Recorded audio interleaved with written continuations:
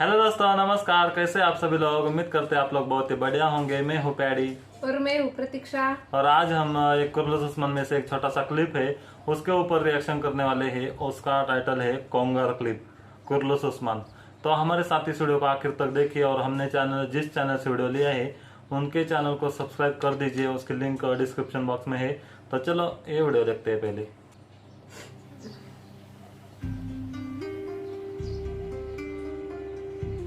कोंगर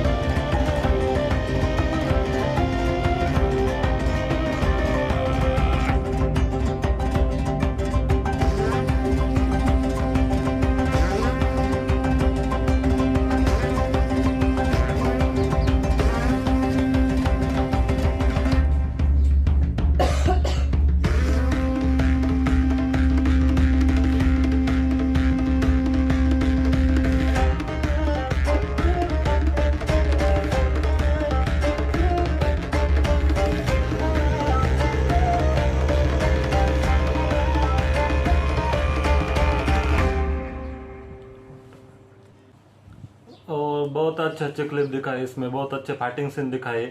जो कोंगर है उसके फाइटिंग सीन थे। और हमने बहुत सारे जो अर्तुगरुल गाजी या फिर उस्मान गाजी के जो छोटे छोटे क्लिप है फाइटिंग सीन के उसके ऊपर रिएक्शन किया है। आज का भी एक छोटा सा क्लिप था कोंगर के फाइटिंग सीन के ऊपर। आपको हमारी रिएक्शन कैसी लगी कमेंट करके बताइए। हमारी रिएक्शन अच्छी लगी तो हमें वीडियो को लाइक कीजिए।